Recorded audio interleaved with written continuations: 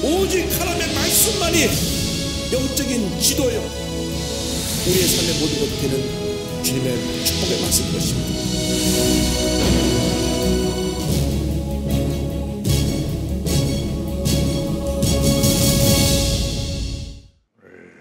하나님의 사람 다윗에 대해서 지난주에 이어서 함께 말씀을 공부합니다. 지금 구약에 나타난 성령의 사람들이 함께 은혜 나누고 있는데, 사울 왕은 기름 부음 받고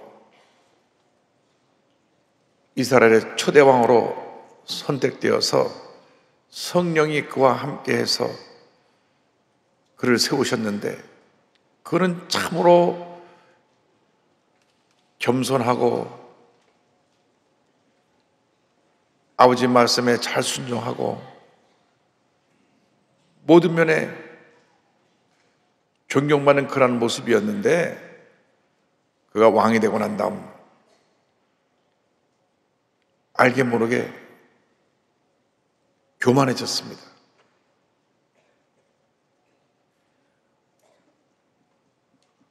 우리 예수 믿는 사람들에게서 가장 큰 적이 교만입니다. 교만은 뭐냐? 내 중심에, 하나님의 자리에 내가 앉아있는 것이 교만입니다. 분명히 나는 하나님의 은혜로 구원받아 하나님의 자녀가 되었는데, 나 같은 죄인이 구원받아 하나님의 자녀가 된 것을 너무너무 감사해서 나는 아무것도 아닙니다, 오직 모든 게 주님의 은혜입니다 이렇게 고백해야 되는데, 내가 잘 될 때, 무슨 감투를 썼을 때, 어떤 권세를 가졌을 때 하나님의 은혜를 잃어버리고 내가 이렇게 되는 경우가 너무나 우리 주변에 많이 일이 일어나고 있는 것을 봅니다. 성경에도 보니까 사울 왕이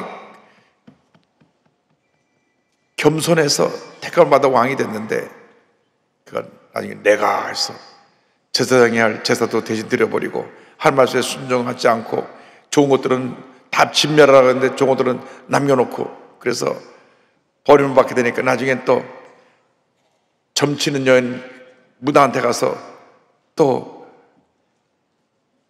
도움을 요청하고 하나님이 그를 버리셨습니다. 그래서 블레셋과의 전쟁에 나가서 그냥 죽고 목뱀 당하고 자기 아들들도 같이 목뱀 당하고 그런 비참한 죄를 마쳤습니다. 그 뒤를 이은 다윗 왕은 사울의 절대를 따르지 아니하고 늘 하나님 앞에 기도하기를 힘쓰는 기도의 사람이었습니다. 기도의 사람. 성령의 사람은 기도의 사람이 되어야 되고 말씀의 사람이 되어야 됩니다. 여러분, 기도하지 않는 사람하고 기도한 사람하고는 나중에 한 5년, 10년 지난다면 신앙의 차이가 이렇게 차이가 납니다. 예배 잘 드린 사람하고 예배를 잘 드리지 않은 사람하고 결과도 이만큼 차이가 납니다. 말씀을 주야로 묵상하는 사람하고 묵상하지 않는 사람도 이만큼 차이가 납니다. 비가 온다고 교회 안 나오고 비 오는다고 교회 나오고 나는 이만큼 차이가 납니다. 신앙이라는 것은 주님의 뜻을 지키고 따르는데 참 복이 있고 그 안에 모든 문제 해답이 있는 것입니다. 우리는 말씀의 사람이 되어야 됩니다. 기도의 사람이 되어야 됩니다. 성령의 사람이 되어야 됩니다. 예배의 사람이 되어야 됩니다. 그럼 우리 복을 받게 되는 것입니다. 나단 선지자가 하나님의 말씀을 들고 와서 다윗에게 말합니다. 하나님께서 다윗 왕국을 굳건히 세워주셔서 번영하게 만들어 주신다고 말씀하셨습니다. 그 말씀 듣자 사무엘하 7장 18절 22절 보면 다윗 왕이 하나님께 드린 기도가 나옵니다. 다윗 왕이 야 앞에 들어가 앉아서 이르되 주야하여 나는 누구이오며 내 집은 무엇이기에 나를 여기까지 이르게 하셨나이까. 주야하여 주께서 이것을 오히려 적게 여기시고 또 종의 집에 있을 먼 장래일까지도 말씀하셨나이다. 주야하여 이것이 사람의 법이니이다. 주야에는 주의 종을 아시오니 다윗이 다시 주께 무슨 말씀을 하오리이까? 주의 말씀으로 말미암아 주의 뜻대로 이 모든 큰일을 행하사 주의 종에게 알게 하셨나이다. 그런즉 주야여 이러므로 주는 위대하시니 이는 우리 귀로 들은 대로는 주와 같은 이가 없고 주 외에는 신이 없음이니이다. 할렐루야. 하나님의 주 축복의 말씀을 너무너무 감사해서 하나님께 감사기도를 드립니다. 하나님이 이 놀라운 일을 이루신 것을 그저 감사합니다. 내가 무엇이 간데 하나님 나를 갖다 택하셔서 이렇게 큰 복을 주십니까? 그저 감사합니다. 그 뒤에 그의 삶을 보면 어디로 가든지 하나님께서 다윗을 승리하게 만들어 주셨습니다. 다윗의 일생은 승리의 일생이었습니다. 사무엘하 8장 6절 14절입니다. 다윗이 다메섹 아람의 수비대를 두매 아람 사람이 다윗의 종이 되어 조공을 바치니라. 다 같이요. 다윗이 어디로 가든지 여호와께서 이기게 하시니라. 아멘. 14절에 다윗이 에돔의 수비대를 두고 온 에돔의 수비대를 두니 에돔 사람이 다 다윗의 종이 되니라. 다 같이요. 다윗이 어디로 가든지 여호와께서 이기게 하셨더라. 아멘. 성령으로 충만하면 어디로 가든지 우리가 악한 세력과 싸워 승리하는 것입니다. 영적 전쟁에서 우리 이미 승리자입니다. 왜? 예수님이 2000년 전에 다 이루었다 할 때 우리 이미 승리를 한 것입니다. 그렇기 때문에 우리는 영적으로 강건해져서 이긴 싸움을 날마다 확인하고 또 이기고 또 이기고 또 이기는 삶을 살아야 되는 것입니다.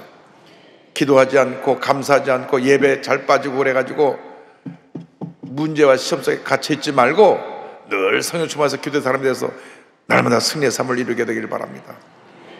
성령에 충만한 다윗은 기도의 사람이었고 사랑에 충만한 사람이었습니다. 사울왕이 자기를 죽이려고 10몇 년 동안 쫓아다녔는데도 사울왕의 가족들을 긍휼히 사랑으로 보살펴 주었어요. 사울의 가족의 사랑을 본 다윗에 대해서 사무엘하 9장 6절로 8절을 설명합니다.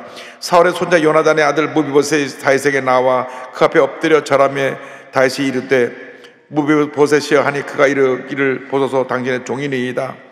사울의 손자를 불러왔습니다. 다윗이 그에게 이르되 무서워하지 말라. 내가 반드시 내 아버지 요나단으로 말미암아 내게 은총을 베풀리라.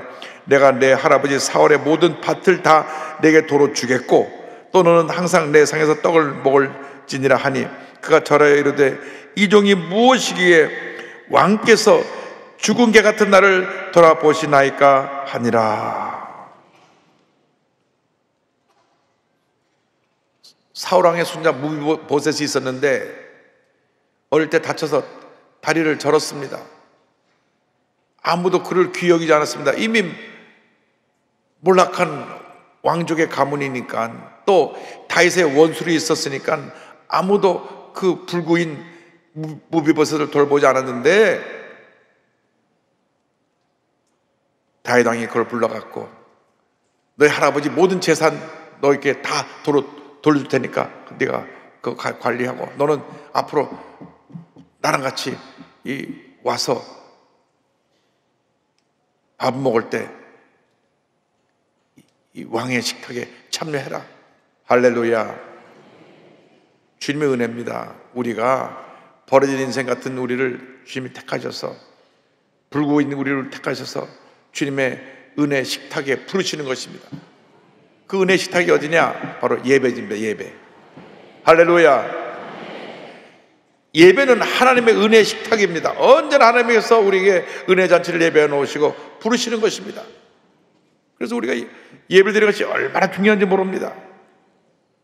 우리가 성전에 나와서 예배를 드리든 온라인으로 어디서 예배를 드리든 예배를 드리는 그 자체에 하나님이 복을 부어주시는 것입니다. 이상하게요, 믿음이 식어지면 예배가 멀어져요. 믿음이 식어지면 기도가 안 나옵니다. 믿음이 식어지면 감사가 사라집니다. 믿음이 식어지면 불평이 나고 원망이 나고 자꾸 입으로 부정적인 얘기만 합니다. 믿음이 식어진 사람들이 그렇습니다. 여러분, 절대 긍정, 절대 감사인 것입니다. 늘 감사하고 또 감사하고 감사해야 될 것입니다. 자, 근데 여기 하나 문제가 생겨납니다. 영적 긴장감을 잠시 잃어버리고 범죄한 다윗입니다. 사무엘하 11장 1절 2절입니다. 그 해가 돌아와 왕들이 출전할 때가 되매 다윗이 요압과 그에게 있는 그의 부하들과 온 이스라엘 군대를 보내니 그들이 암몬 자손을 멸하고 라빠를 에워싸고 다윗은 예루살렘에 그대로 있더라. 자, 전쟁에서 막 승리하고 있었던 때입니다. 근데 막 이기고 또 이기고 또 이기니까 늘 영적으로 깨어있고 긴장해야 되는데 그날따라 늦잠을 잤어요. 보니까 얼마나 늦잠을 자느냐, 저녁 때 다윗이 그의 침상에서 일어나, 야, 종일 잠갔어요. 얼마나 피곤했으면 매일같이 새벽기도를 들어서 그런지 몰라도 다윗이 잠을 늦게 함까지 자다 일어나갖고 왕궁 옥상에서 거닐다가 그것을 보니 한 여인이 목욕을 하는데 심히 아름다워 보이는지라. 이 오후 늦게 일어나서 또 왜 왕궁이 높이 있으니까 남의 집은 또 내려다봤는지 모르겠어요. 또 하필이면 내려다보는 집에 그 여인은 또 왜 거기서 목욕을 하고 있는지 모르겠어요. 참 마귀의 역사를 내면 다 이렇게 각본을 짜놓고 그 함정에다 잡아놓는 것입니다. 첫째로 다윗이 영적으로 깨어서 오늘 새벽에 나서 새벽 기도를 여러분들처럼 새벽에 새벽 기도를 드렸다면 이런 일이 안 일어났어요. 영적인 잠을 잔 것입니다. 영적인 잠을 자면 사탄이 공격합니다. 사탄은요, 우리 주변을 늘 이러고 보고 있다가 이 사람이 언제 예배 빠지나, 언제 불평하나, 언제 기도를 게을리하나, 언제 성경을 소홀히 하나, 언제 마음에 기쁨이 사라지나, 요때를 보고 탁 공격해오는 것이 마귀 역사입니다. 늘 깨어 있어야 돼요. 늘 깨어 있어야 돼요. 영적으로 늘 깨어 있어야 됩니다. 근신하라, 깨어라. 너희 대적 마귀가 우는 사자처럼 삼겹살을 두루 찬다는 말씀이 그것입니다. 깨어 있어야 돼. 깨어 있어요. 영적인 잠을 자면 사탄의 공격이 옵니다. 사도행전 가면요, 유두고라 하는 청년은 영적인 잠과 육적인 잠을 함께 잤어요. 사도 바울이 밤늦게까지 설교를 하니까 저 3층 저 뒤 창문 옆에 앉아갖고 바람 솔솔 불어오는데 졸다가 떨어져 죽었어요. 야, 예배보다 떨어져 죽는 사람이 다 있어요. 절대 졸면 안 됩니다. 그런데 다윗이 그 일로 말미암아 범죄를 하게 된 겁니다. 여러분, 절대로 여러분 영적으로 깨어서 그 범죄의 현장에 가면 안 됩니다. 모든 걸 다 단호하게 차단해야 되는 것입니다. 보지 않아야 될 유튜브를 보고 나서 거기에 빠져들어가는 것, 이것이 범죄 현장에 들어가는 것입니다. 늦잠 자면 다윗하고 뭐 달라요? 필요 없는 범죄 현장의 유튜브를 보도 빠져들어가고 흑암 영혼에 빠져들어가는 게 탁 낚아채는 것입니다. 부정적인 얘기를 듣고 그에게 내가 사로잡히면 잡히는 것입니다. 사탄아 물러가라. 우린 절대 긍정 절대 감사합니다. 늘 감사하고 찬양하고. 여러분, 전 유튜브에서 듣는 것은 찬송밖에 없습니다. 유튜브에 가면요 10시간 광고 없이 무조건 찬송 계속되는 거 있어요. 10시간 8시간. 그럼 틀어놓으면 하루 종일 찬송만 나와요. 얼마나 감사합니까? 여러분, 은혜 받는데 최선을 다해야지. 이렇게 넉넉히 영적으로 무너지면 고난이 다가옵니다. 그래갖고 그 범죄로 말미암아 그 여인의 남편이 죽게 하고 태어난 아이도 죽임을 당하니까 다윗이 눈물나는 회개합니다. 회개와 고난이 이어집니다. 다윗의 회개가 12장 13절 14절입니다. 다윗이 나단에게 이르되 내가 야훼께 죄를 범하였노라 하매 나단이 다윗에게 말하되 야훼께서 당신의 죄를 사하셨나니 당신이 죽지 아니하려니와 이 일로 말미암아 야훼의 원수가 크게 비방할 것을 얻게 하였으니 당신이 낳은 아이가 반드시 죽으리이다 하고 하나님의 심판이 맺습니다. 그래서 그 아이가 죽었어요. 눈물로 금식하며 기도했지만 죽었어요. 너의 죄는 사함받았지만 죄에 대한 형벌은 너의 아들에게 임했다. 그때 다윗의 눈물로 기도한 기도가 시편 51편입니다. 51편에 보면 11절에 아주 우리가 주목해야 될 말씀이 있습니다.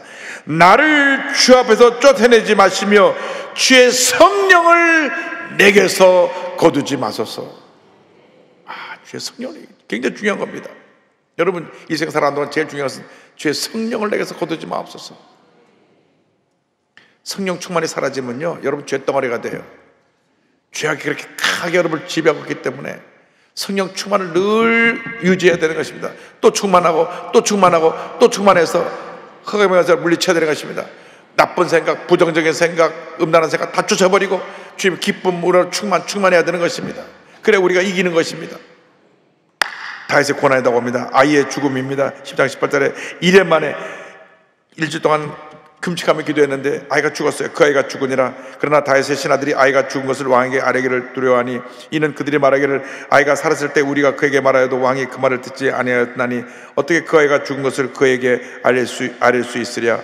왕이 상심하시리로다 함이라. 자, 한 아들이 죽었죠. 그 다음 그 큰아들 암논이라고 하는 녀석이 있는데 그 압살롬의 또 다른 아들 압살롬의 누이 다말을 갖다가 해코지를 해가지고 또 문제가 생겨납니다. 이게 다 다윗의 자식들 사이에 생겨난 문제입니다. 그러니까 압살롬이 자기 누이가 피해를 입었으니까 마음에 복수의 칼을 가르고 있다가 그 다윗의 아들들을 다 자기 집에 불러갖고 그 암논을 쳐 죽입니다. 암논이 장손이었기 때문에 큰 형을 쳐 죽였어요. 다윗은 자기가 범죄로 말미암아 자기가 낳은 아들도 죽었죠. 장손도 죽었죠. 그 또 압살롬의 누이도 피해를 입었죠. 온 집안에 풍지박산이 났습니다. 사무엘하 15장 28절입니다. 압살롬이 이미 그의 종들에게 명령하 이르기를 너희는 이제 암논이 마음에 술로 즐거워할 때 자세히 보다가 내가 너에게 암논을 치라 하거든 그를 죽이라. 두려워하지 말라. 내가 너에게 명령한 것이 아니냐. 너희는 담대히 용기를 내라 한지라. 쳐 죽였어요.